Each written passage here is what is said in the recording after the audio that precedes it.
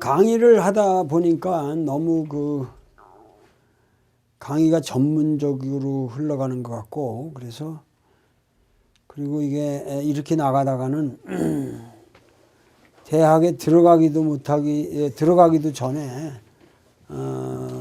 그냥 대학의 문간도 도달하기 전에 그냥 뻗을 것 같아서 안 되겠다라는 생각이 들기 때문에 개괄적으로 좀 접근을 하도록 하겠습니다.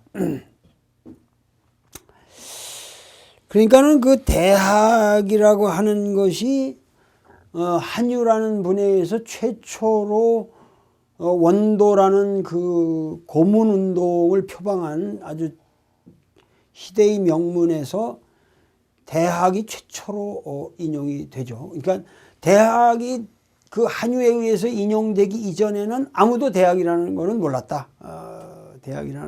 그 이제 대학이라는 것을 최초로 독립시켜서 독립된 책으로서 주석을 가한 사람은 그 유명한 자치통감을 쓴 사마강입니다. 근데 그 사마강이 물론 그 대학을 알게 된 것은 이제 한유 덕분이죠. 한유라는 분의 고문운동이 워낙 그 강렬한 표방이었기 때문에 문장이라는 걸 갖다가 뭐 때문에 우리가 이렇게 격식에 맞춰서 문장을 써야 되냐. 그냥 고도를 드러내기만 하면은 그게 고문이다. 그러니까 고문이라는 말이 옛 문장을 쓴다는 게 아니거든요. 이 한유의 고문이라는 게 옛 문장이라는, 그래서 고문운동으로 아주 굉장히 그 옛 문장을 갖다가 회복하는 것처럼 착각을 하는데, 고문은 완전히 이거는 그야말로 실제는 당대의 근본이에요. 당나라의 진실한 오늘 건템포라는 우리 글을 쓰자. 우리 글을 쓰자. 거기에 다 그렇게 운을 맞춰가지고 거기에 그 대꾸를 맞추고 짝을 맞춰가지고 그렇게 쓰다 보면은 이게 미사역구만 늘어나고 그 격식에 구애돼가지고 뭔 얘기를 하는지 모르고 된단 말이죠. 그렇게 됐는데, 하여튼 지금 주자까지 이제 내려와야 되는데, 그 전에 우리가 그 사서라는 것을 전번에 우선 말씀을 드려야 될 것 같아요. 한유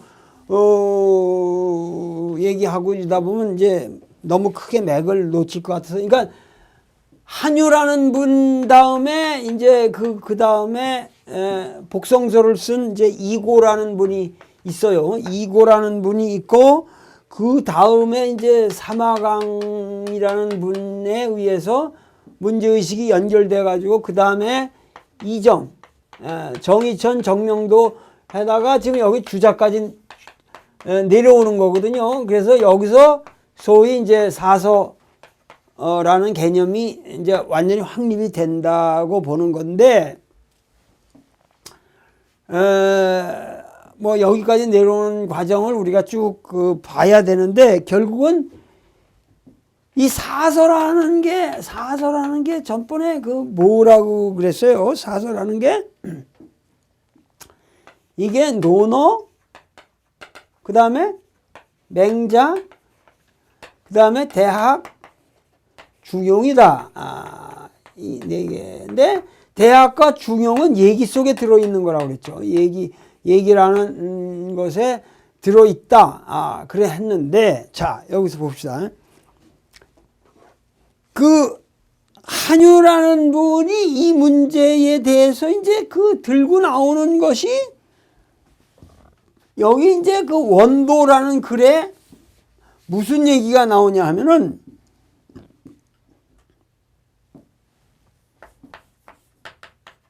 사도야, 하도야.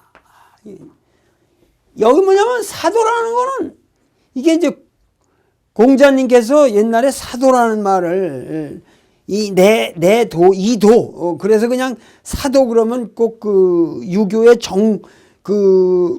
공자께서 저기 한 아주 사문이라고 그러죠. 이 사문이라고 하는데, 이 사도, 그래서 이도라는 것이 도대체 뭔 도냐 이런 얘기거든. 사도야 하도야. 이게 이거 문장이 이제 벌써 이게 상당히 산문적이고 옛날 같으면 이런 스타일로 안 쓰거든요. 그런데 사도야 하도야 그러니까는 이 도는 연임금이 순임금에게 전했고 순임금이 운임금에게 전했고 운임금이 탕임금에게 전했고 탕임금은 문왕, 무왕, 주공에게 전했다. 그런데 문왕, 무왕, 주공은 이 도를 공자에게 전했다. 그런데 공자는 맹가에게 그리고 공구는 맹가에게 전했다. 그런데 불행하게도 맹가라는 게 이제 맹시의 이 맹가라는 게 이제 맹자의 이름이 가거든요. 술의 가자예요. 그러니까 어떠한 근데 이제 하여튼 뭐냐면 유교가 도통화됐다는 거예요. 도통론이라는 게 이제 여기서 확립이 된 거거든요. 이 도통론이라는 게 한유액에서 최초로 우리도 계보가 있다. 요순, 우탕, 문무, 주공, 공자, 그다음에 맹자가 나왔거든요. 여기서 중요한 건 뭐냐면 아까 말했지만 맹가에게 공자가 전했다. 요순, 우탕, 문무, 주공해서 공자까지 오는 건 뭐 되게 문제가 없어요. 그러나 공자가 맹자에게 전했고 맹자 이후는 불행하게도 순자라든가 얘들은 안 된다. 그건 도통을 인정할 수 없다. 해서 여기서 비로소 뭐냐면 여기 맹자가 부상한 거예요. 이 문장에서 최초로 그전에는 맹자라는 것도 잘 몰랐단 말이야 사람들이.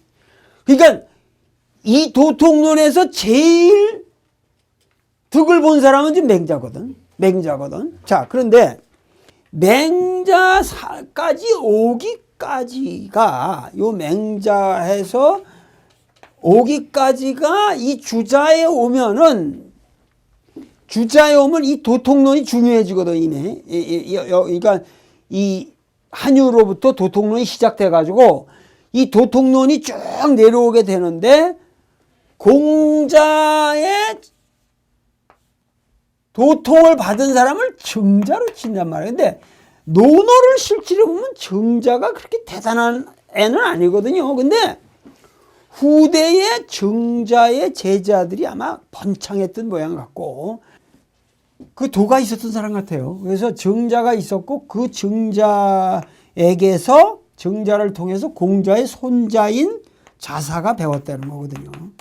자사가 배웠다. 그래서 도통을 따질 적에 그러고 자사의 제자에게서 이제 맹자가 배웠다고. 맹자는 자사를 직접 만나지 못했어요. 노나라가 여기 있다면 추나라가 이쪽에 있는 거? 있는데 추나라 사람인 여기가 이제 노나라로 유학을 온 거죠. 맹자가 유학을 왔는데 그 유학을 왔을 적에는 이미 자사는 돌아가시고 없었고 그런데 하여튼 이 맹자가 지금 이렇게 거창하게 된 거 아니에요. 그러면 크게 보면은 사실은 맹자 이후에 도통으로 말하면 맹자 이후에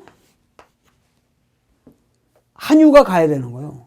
한유가 가야 되는데 한유를 빼고 여기 이제 실제적으로 주렴계로부터 이제 송나라 때 주렴계 소강절 이런 사람 쭉 치지만 직접 온 거는 이제 맹자에서 크게 따지면 주자로 가는 거란 말이에요. 이게 주자의 계보란 말이에요. 그러니까 지금 도통론에 있어서 지금 가장 중요시 되는 것이 누구냐면은 요 네 사람이 되는 거예요. 지금.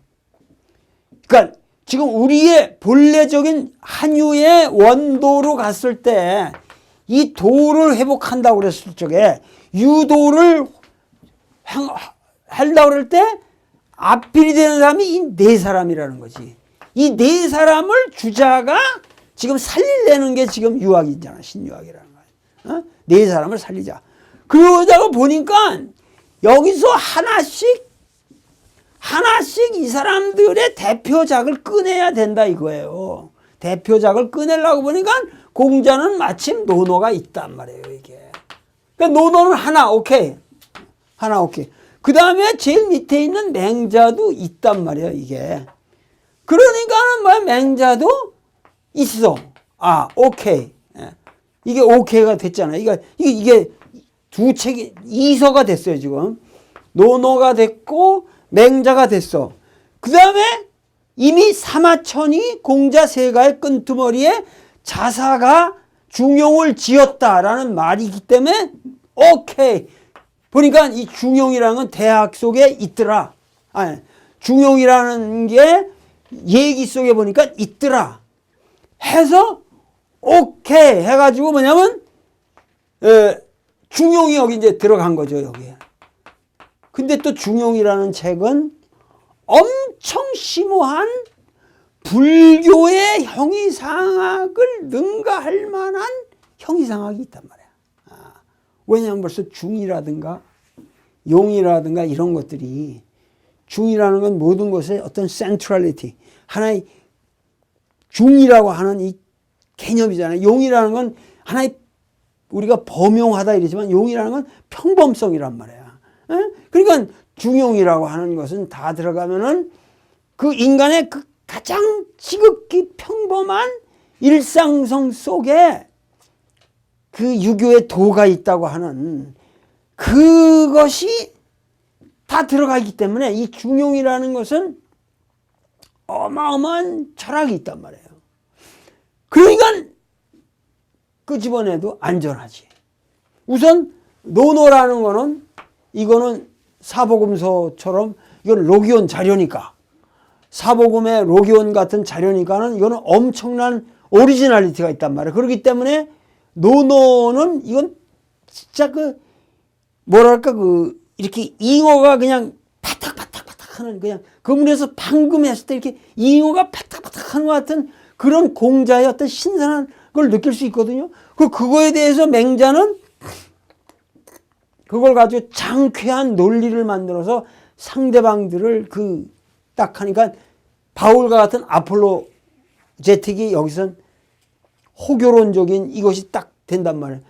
근데 중용에서는 아주 심오한 철학적, 형이상학적, 그리고 아주 거의 본체론적인 그런 어떠한 그 논의가 있단 말이에요. 이게 철학적인 데죠. 그러니까 불교에게 가장 강렬했던 건 불교의 인식론이라든가 이런 걸 모든 거를 흡수를 하고, 불교에는 우주론, 인식론, 심성론 이런 것들이 있는데 그런 거가 갑자기 없어지면은 시시하게 뭐 엄마한테 인사하고 아버지한테 뭐 복종하고 이런 거 가지고 야 우리가 지금 그런 수준이냐고 깔볼 거 아니야. 한유가 아무리 지금 원도를 얘기해도 우리가 어떻게 그런 대로 지금 돌아가냐.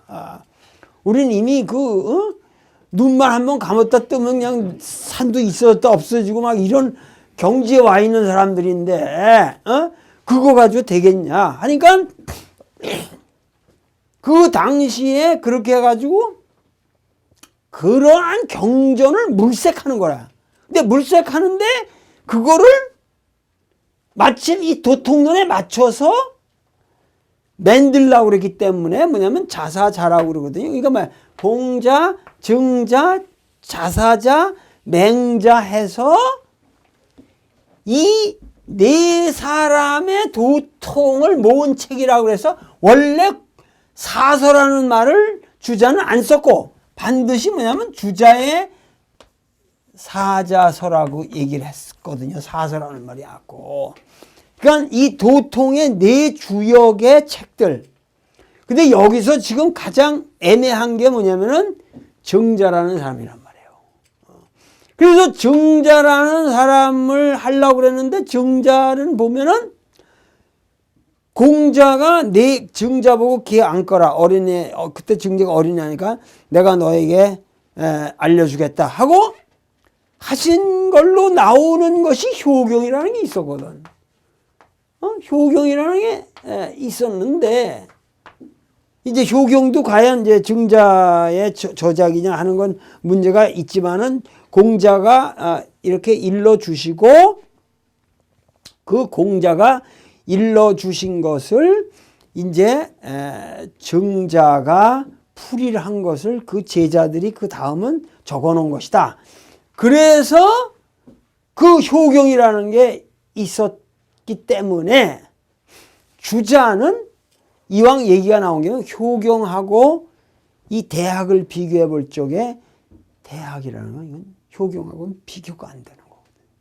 그 스케일과 그 어떠한 이 광대한 이것이 유학의 규모를 알려면, 그러니까 여기서 규모라는 말이 뭐냐면 요새 말의 규모가 아니라 뭐랄까 전체적인 그 어떠한 모습을 파악하려면은 반드시 대학을 먼저 읽어야 한다.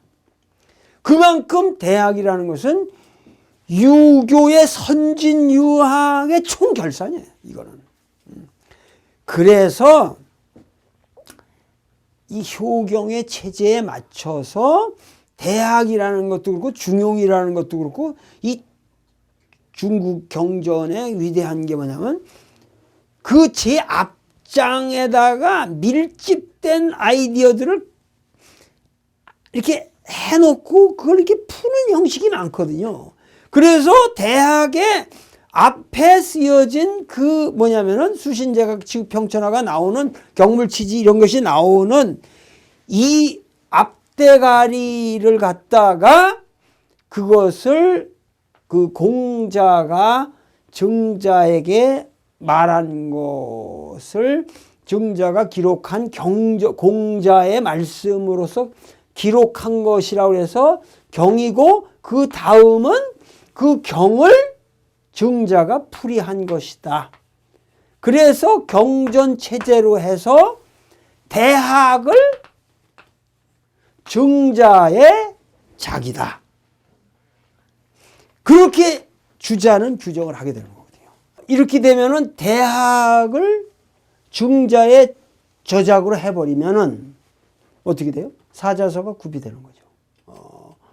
그런데 그 주자 말씀에 이 독서법을 얘기하는데 공부하려고 하는 사람은 반드시 선독대학이라고 했어요. 먼저 대학을 읽음으로써 이 정기 규모라고 그랬어요. 그 규모를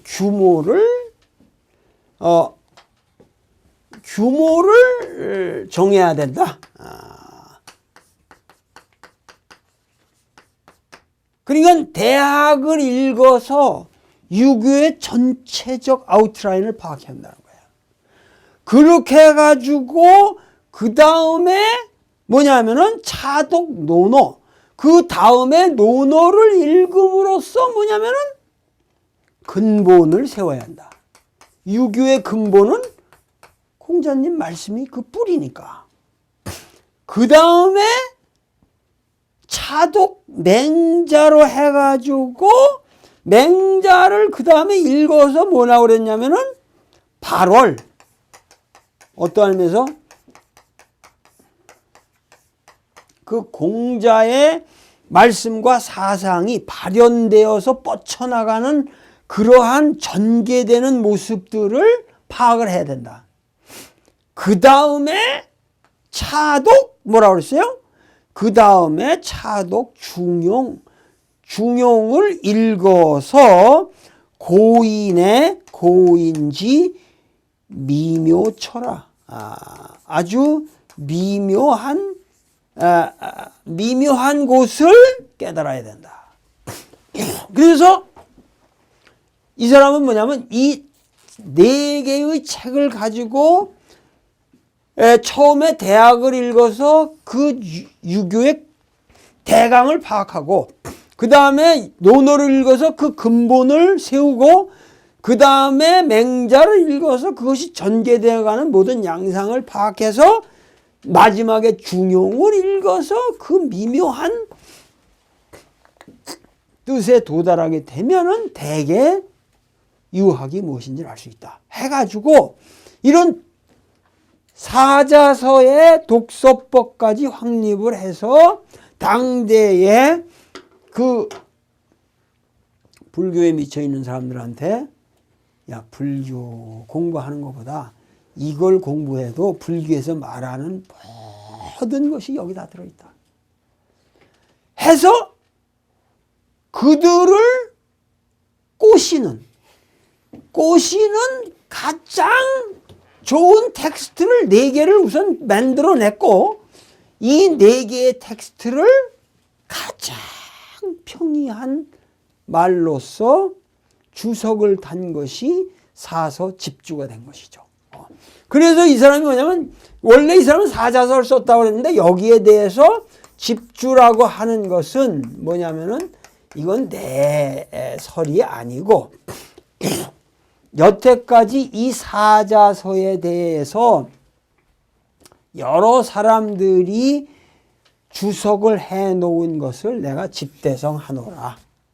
그래서 겸손하게 집주라고 그런 거예요. 그러나 이 집주는 실인즉슨 주자의 사실은 주자의 관점에 의해서 이 사서를 알리기 위한 이제 그 작품이죠. 그런데 사서라는 것은 주자 이전에는 없다고 생각하시면 되는 거예요.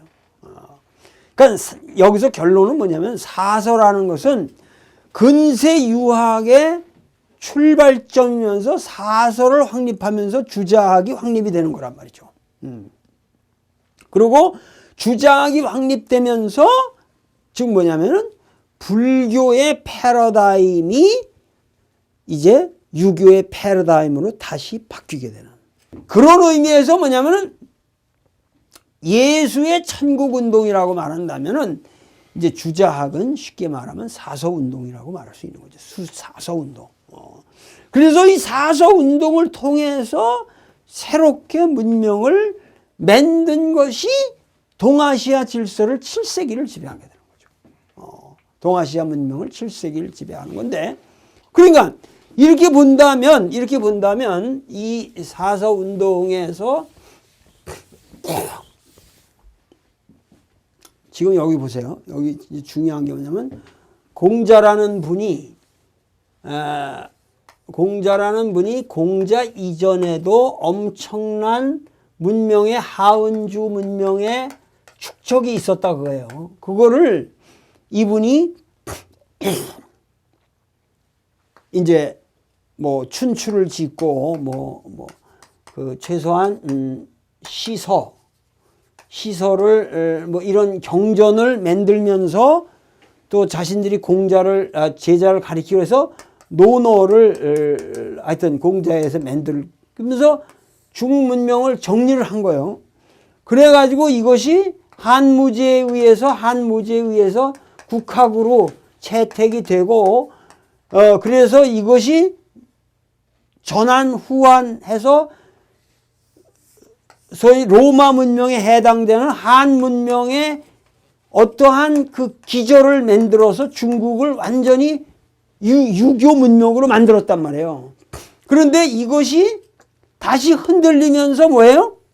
유비와 조조와 손권 이런 사람들이 싸우는 그 삼국시대에 이미 소위 말해서 이제 도가적 사유라든가 이런 게 이제 굉장히 그래서 왕필이니 이런 사람들이 나오면서 활약을 하게 되고 그러한 틀을 가지고 불교가 들어와서 양무제와 같은 사람들이 등장하게 되고 그 다음에 이제 수당 불학 시대가 들어오게 되고 거기에다가 지금 여기에 수당 당나라의 중당에 와서 그러니까 당현종에서 피크로 왔다가 당현종의 로맨스를 해서 당나라가 완전히 꺾이게 되면서 여기에 이제 그 유명한 한유라는 분이 나오면서 한유로 인해 가지고 새로운 물결이 형성되고 이걸 사마공이 받아서 이정으로 내려가고 이정이 주자에게 내려오면서 다시 뭐예요? 여기서 주자학이라는 패러다임이 만들어지는 거 아니에요. 주자학이라는.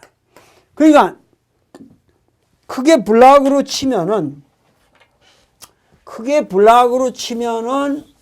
처음에 유교 블락이 있었고 그 다음에 약간 이제 그 황로 사상이니 도교 같은 게 좀 하다가 이거 바톤을 맡아서 불교 블락이 들어온단 말이에요. 불교 블락이 들어오고 여기에 대해서 다시 한유로부터 시작해서 지금 여기 7세기 동안 유교 불락이 다시 들어오는 거 아니에요? 새로운 어떠한 새로운 유교가 네오 컨퓨셔니즘이 여기 들어온단 말이에요. 컨퓨션, 컨퓨셔니즘. 그리고 여기는 이제 부디즘, 불교가 들어오는 거고. 그러니까 여기는 아주 그 프리미티브 컨퓨셔니즘이 있는 거고. 그런데 여기서 컨퓨셔니즘에서 네오 컨퓨셔니즘으로 오는 과정에 가장 지금 타격을 준 것이 자극을 준 게 불교 아니에요. 근데 불교라는 게 이게 외래 문명이란 말이에요. 이게 인도부터 내려온 거고 그런 이질적인 문명을 받아들이는데 불교만 우리가 받아들였다 그렇게 생각하면 웃기는 거거든요. 뭐냐면 불교와 더불어 지금 인도 가서 보면 우리 한옥이라는 게 무슨 우리 건 줄 알거든요. 근데 한옥의 공포 스타일이 이런 것들이 인도 가면 거기에 다 있거든. 그러니까 불교와 더불어 뭐 건축, 공예, 뭐 의학, 별의별 놈의 다 들어오는 거라고. 그러니까는 그것이 당나라를 꽃이 피게 하고 거기에 대한 새로운 반발로 신묘하게 나왔는데 여기에 대해서 또다시 지금 중국은 똑같단 말이에요. 지금. 여기 서양이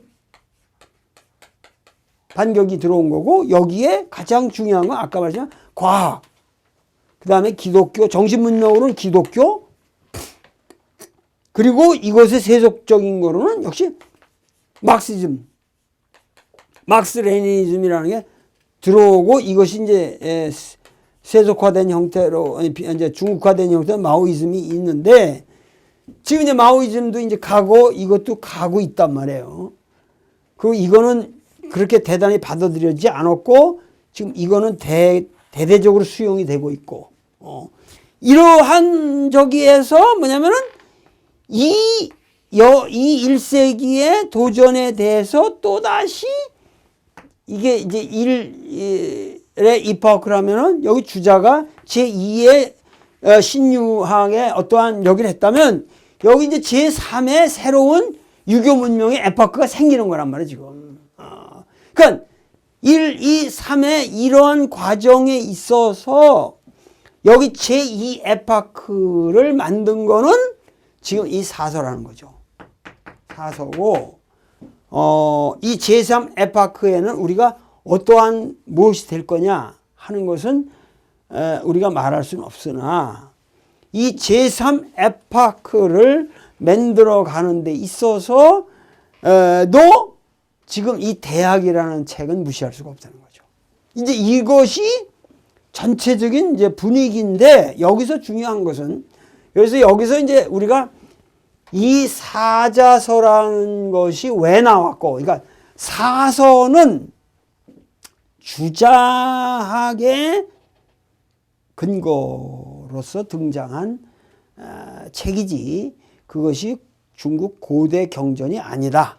그러니까 고대 경전이긴 경전인데 중국 고대 경전이 사서 체제로 있었던 건 아니라는 것을 확실히 이제 알아야 되고 그렇게 된다고 그럴 적에 지금 우리가 문제가 되는 거는 뭐냐면은 주자가 이 사서를 어떤 방식으로 그 주석을 다뤘느냐. 우리가 가장 중요한 거는 우리는 뭐냐면은 기본적으로 언어 생활에서 이 주어를 하여튼 수분 주어야 없을 수가 없죠. 그러나 주어를 안 쓰거든요. 대부분의 생활에 내가 지금 얘기할 적에도 밥 먹었니 그러지 너 밥 먹었니 이러지 않거든.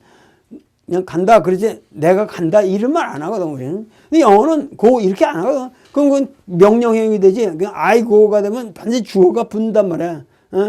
I'm going. 나 갈게 그럴 때 그냥 I'm going 이러지 누가 go 이렇게 얘기 안 한다고 주어가 생략이 안 되거든 도대체. 그건 무슨 얘기냐면은 서양적인 언어 패턴에서는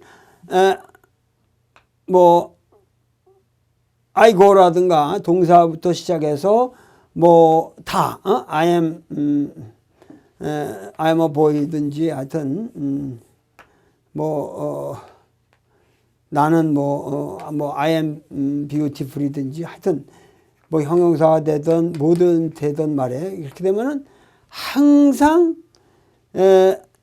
이 I라는 주어가 있고 이 주어에 따라서 여기 술부가 결정이 된다고 할 적에 항상 주어가 있고 주어에 대해서 이 주어에 대해서 술부가 이 주어를 설명하는 주어의 속성을 나타내는 게 된다고. 나에 대해서 이 술부들은 항상 종속적 위치에서 이것을 다 합해면은 I가 되는 거예요.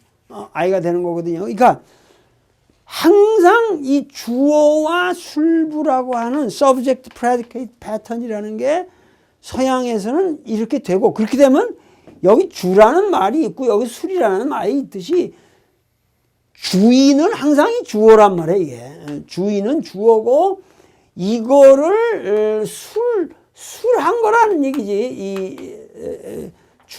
항상 이것을 술한 거라는 거야. 주를 푼 것이니까 이것은 항상 종속이 된다는 거야. 근데 이것이 없을 때는 이 술부만으로도 그냥 주어가 없는 상태에서 이 술부적 세계가 있는 그대로 긍정이 될 수 있잖아요. 반드시 이것이 주어의 종속이 되는 것으로만 이것을 인식할 필요가 없는 거라고. 그러기 때문에 뭐냐면 서양 철학에서는 항상 뭐냐면 이 주어가 본체가 되는 거예요. 본체가 된다 이 말이에요. 이 본체가 되고 이 본질이 되고 원질이 되고 항상 실체가 되는 거야. 이런 것이 항상 주어가 모든 것에 대해서 항상 주인이 있는 거예요. 주인이. 그러니까 우리가 나타나고자 하는 이 세계의 현상이라고 하는 것도 항상 현상 그대로 움직이는 대로 보는 게 아니라 이 현상에 주인이 있다. 현상에 주어가 있어야 된다고. 움직이고 어떠한 현상이 있어요. 그러니까 이 현상과 이 주어와 술부의 문제가 이 현상과 본체라고 하는 문제로 항상 인도 유로피안 랭귀지에서는 나타날 수밖에 없다는 거예요. 쉽게 얘기하면 이 현상이 있으면 이 현상에 대해서 주어가 꼭 있게 된다는 얘기지. 그러면 이 주어는 때때로는 본체가 되지만 이것이 중세기 오면 이게 이제 신이 되는 거고 이게 헤브라이즘에서는 하나님이 된단 말이에요. 이게. 그러니까 나는 이렇게 한다. 그냥 내가 간다 이러면 되는데 내가 지금 간다 이러면 간다라는 행위에 대해서 내가 있게 된단 말이죠. 나라는 의식이 있잖아요. 근데 그건 사실 허구거든. 내가 있고 내가 간다 이게 넌센스란 말이에요. 사실은. 가는 그 행위의 과정에 내가 들어있는 거지. 내가 있어서 내가 가는 건 아니거든 지금. 무슨 말인지 알겠어? 내가 있고 내가 생각하는 게 아니라 그냥 나는 이렇게 몸뚱이를 물려받아서 생각하는 이게 나거든 그냥.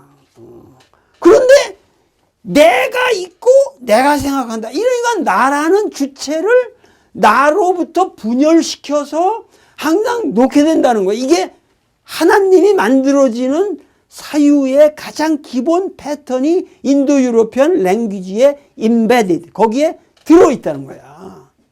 영어를 쓰면은 다 기독교인이 안 될 수 없다는 논리가 나오는 거지.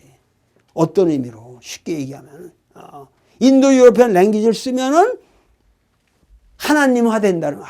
그러니까 하나님의 종속이 되는 이 세계의 사람들이 다 하나님의 종속이 되는. 그러니까 크게 말하면 그렇고 작게 하면 나 존재, 나에게서도 항상 나라는 존재가 나로부터 분열된다는, 나의 현상으로부터.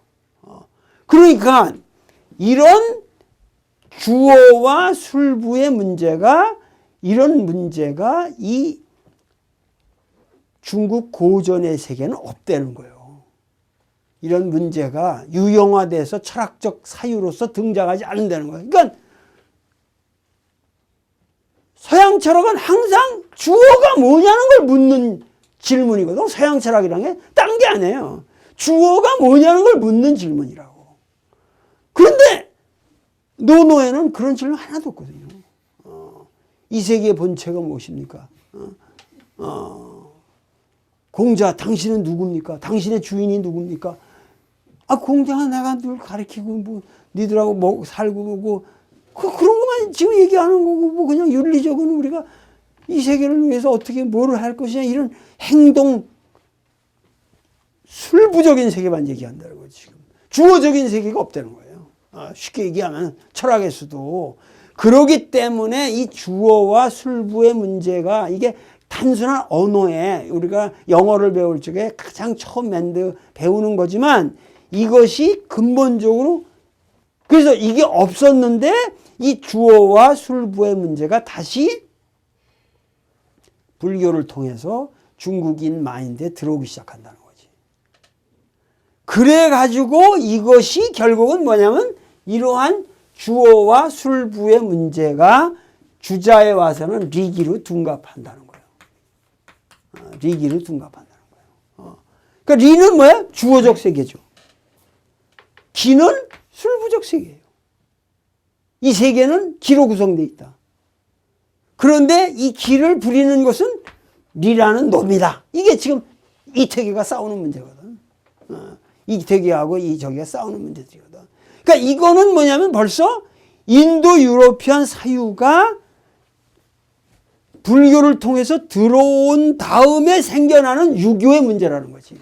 그러니까 단순한 신유학은 유학이 아니라 불교화된 인도 유로피안화된 리기론을 가지고 사자서를 주석한다 하는 게 주자의 사서 집주라는 유명한 걸작품이라는 얘기지. 그래서 사서 집주를 보면 완전히 그것이 이 리기론으로 되어 있습니다. 처리가 되어 있습니다. 그러니까 이렇게 했기 때문에 이미 뭐냐면 아까 내가 여기서 지금 이 패러다임 얘기한다면은 제1팩 에파크에는 주어술부의 문제가 없다는 거야. 근데 제2 에파크는 이미 주어술부의 문제가 들어오면서 제2 에파크가 성립했기 때문에 사실은 제3 에파크도 새롭게 주어술부의 문제가 들어온다는 얘기지.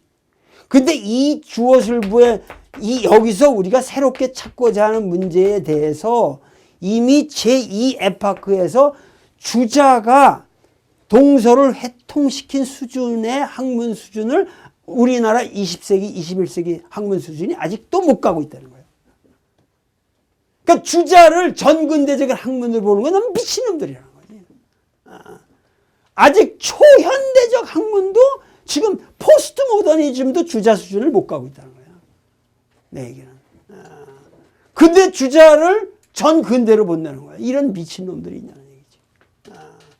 그러니까 이미 전 세계적으로 인도 유로피안 사유가 이미 불교를 통해서 주자까지 들어왔기 때문에 동서의 회통의 문제라는 면에서 이미 신유학이라고 하는 문제의식은 우리가 가지고 있는 모든 문제의식을 이미 다 포함해서 새로운 사서운동을 일으키게 됐다는 거죠. 이게 아주 중요한 포인트인데 이건 나의 독창적인 견해인데 이건 내가 정말 나중에서 강의해서 여러분들에게 가르쳐주기가 좀 아까운 이거는 비법의 세계인데 비방인데 내가 이걸 강의를 하는 거예요 지금. 왜냐하면 이런 발상이 지금 전 세계적으로 없거든. 우리가 근세 유학 그렇기 때문에 나는 근대성이라는 문제를 이거를 서구적 근대성이라는 논의를 가지고 근대를 논하면 이건 웃기는 것이다. 그래서 그러기 때문에 근대성 논의 자체를 거부하는 거예요. 그것은 서구 사람들에게 있어서 근대성의 문제지, 걔들이 말하는 근대성의 문제를 이미 우리는 선진시대 때 이미 가지고 있을 수도 있는 거고, 그렇다고 해서 국수주의적으로 얘기하는 게 아니고, 그러기 때문에 이런 거를 초시간적, 어떠한 역사 발전 단계론적으로 논의하면 안 된다는 거죠. 초시간적으로 얘기해야 되고, 보편적으로 보편인식론을 가지고 얘기를 해야 한다는 거지. 그래서 이미 그 주자의 사서라고 하는 것이 우리가 그런 틀에서 주자는 과연 대학을 어떻게 주자가 대학을 새롭게 보려고 했고 그 리기의 틀에 맞춰서 어떻게 해석했으며 특히 가장 중요한 것은 그 주자라는 분이 결국은 이 대학을 주석을 할 적에 경전체제라고 하는 독특한 지금 문제의식이 있거든요. 아까 경이라고 하는 것은 공자의 말씀을 정자가 전한 부분을 경이라 하고 그 경에 대해서 정자가 전한 부분을 그거를 해설한 부분을 정자의 문인 제자들이 기록한 것을 전이라 한다 해서 이 경전체제로서 지금 대학을 이 사람은 보는 거거든요. 그래서 이 과연 경전체제라고 하는 것이 과연 정당한가 하는 문제 등등의 구체적인 문제들을 이 다음 시간에 우리가 공부하도록 하겠습니다. 왜냐하면 이 주자의 사서에 우리가 그 내용을 들어가기 전에 주자의 사서 집주가 어떠한 체제로 되어 있느냐, 그 우선 형식을 알아야 됩니다. 그 형식을 이해하고 그 중에서 대학 장구의 경전 체제는 어떠한 것이냐, 그 여기에 어떠한 문제점이 있느냐, 그리고 주자를 어떻게 극복하느냐. 그러면은 우선 주자의 체제부터 무너뜨리고 들어가야 됩니다. 그러려면은 그건 엄청난 실력이 있어야 되거든요. 주자를 무너뜨린다 하면서 주자만큼도 실력이 없는 사람들이 주자와한테서 딴지를 걸면은 그건 뭐 100번 시도하면 100번 다 쓰러지는 거죠. 이만기를 이기려면 그 이만기를 이길 만한 실력이 확실하게 있어야 그건 넘어뜨리는 거니까. 마찬가지로 주자를 우리가 극복한다고 하는 문제가 말로 이루어지는 문제가 아니고 구체적으로 주자의 실력을 능가하는 실력을 가지고 주자와 대결을 해야 된단 말이에요. 그래서 저는 주자의 경전체제를 수용하지 않습니다. 그래서 그러한 문제가 과연 무슨 문제인가, 이것은 한국 유학의 사에서 여태까지 한 번도 다뤄질 수도 없었고 다뤄진 적도 없는 이러한 문제들을 이 강의를 통해서 여러분들에게 말씀드리도록 하겠습니다. 다음 시간에 다시 뵙겠습니다. 감사합니다.